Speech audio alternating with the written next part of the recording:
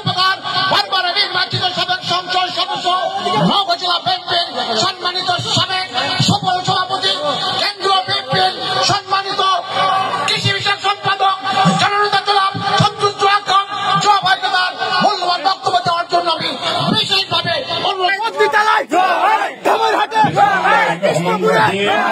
BNP আয়োজিত নবনির্বাচিত পত্নীতলা থানা বিএনপির নেতৃবৃন্দকে সম্বর্ধনা দান করা অনুষ্ঠানে শ্রেয়স্পদ সভাপতি, এই ইউনিয়নের মাটি ও মানুষের নেতা এবং পত্নীতলা থানা বিএনপির সাংগঠনিক সম্পাদক নজরুল ইসলাম উপস্থিত। এই অনুষ্ঠানে উপস্থিত পত্নীতলা থানা বিএনপির সাবেক আহ্বায়ক, যার অক্লান্ত পরিশ্রমে পত্নীতলা থানার 10টি ইউনিয়নে সুন্দর এবং সঠিকভাবে কমিটি গঠন কাউন্সিল গঠিত হয়েছিল, সেই আমাদের প্রিয় ভাই আক্কাস আলী, সাবেক চেয়ারম্যান আকবরপুর ইউনিয়ন।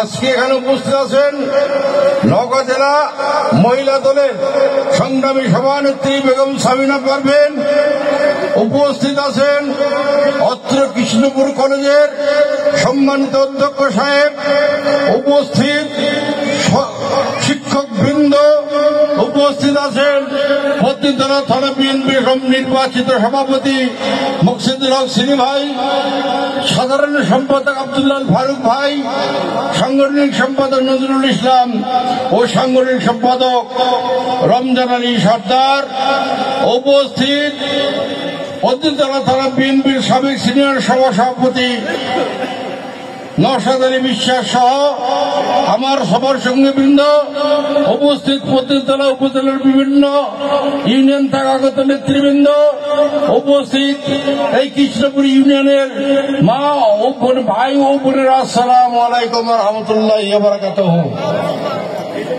আপনারা জানেন যে গত মাসের 14 তারিখে এই পত্নীতলা থানা বিএনপি পরিচালনার জন্য একটি কমিটির ভোট হয়েছিল। সেই ভোটে আপনাদের অক্লান্ত পরিশ্রমে আপনাদের প্রত্যক্ষ ভোটে নির্বাচিত এই 4 জন নেতাকে সম্বর্ধনা দেওয়ার জন্য আজকে আপনারা ওখানে উপস্থিত হয়েছে।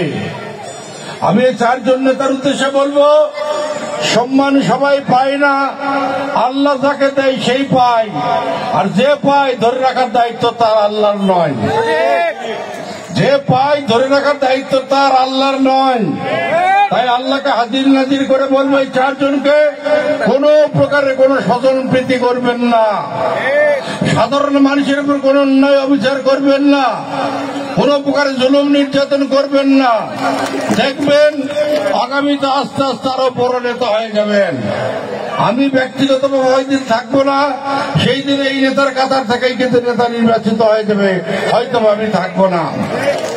তাই আমি বলতে চাই, যেই লোকেরা কষ্ট করে ভোট দিয়েছে, যেই লোকেরা মেহনত করে ভোট দিয়েছে, তাদের ভোটের মূল্যায়ন, তাদের দেওয়া যে আমানত, এই আমানতের খেয়ানত করবেন না বলে আমি আশা রাখি। প্রিয় উপস্থিতি ভাই বোনেরা, আজকে আল্লাহ পাকের অসীম দোয়াতে, আল্লাহ পাকের অসীম কৃপায় আমরা আজকে মুক্ত বাতাসে ঘুরতে পারতেছি। কিন্তু আজ থেকে 1 বছর আগেও কিন্তু আমরা মুক্ত ছিলাম না।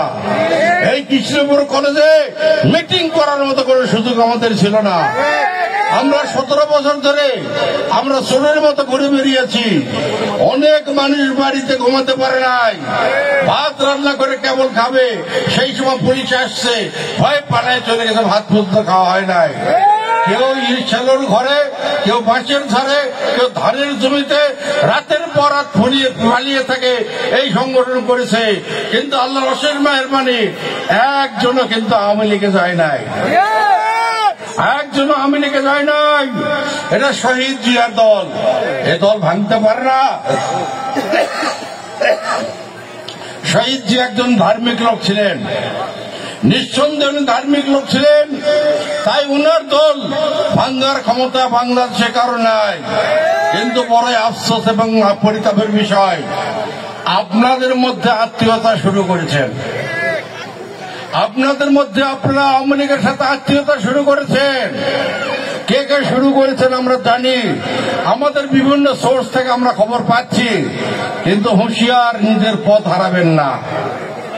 নেতা গেলে নেতা পাওয়া যাবে, কর্মী গেলে কর্মী পাওয়া যাবে না। তাই কর্মীকে আমরা ধরে রাখবো, কর্মীর জন্য যা করার দরকার তাই করব, নেতার জন্য করতে যাব না। আমি সাবধান করে দিচ্ছি, এই কৃষ্ণপুর ইউনিয়নে সুযোগ্য চেয়ারম্যান থাকার পরও অনেকে আওয়ামী লীগের লোকের সাথে আত্মীয়তা করছেন। যদি প্রশ্ন করি, আওয়ামী লীগ 17 বছর তো আমাদের সাথে আত্মীয়তা করে নাই। আমাদের বিরুদ্ধে মামলা দিয়েছে, নির্যাতন করেছে, লুটপাট করেছে, ধর্ষণ করেছে, চাঁদাবাজি করেছে, মাঠের ধান কেটে নিয়ে চলে গেছে। ওই আওয়ামী লীগ তো আমাদের সাথে আপোষ করে নাই, আমরা আপোষ করতে যাব কেন?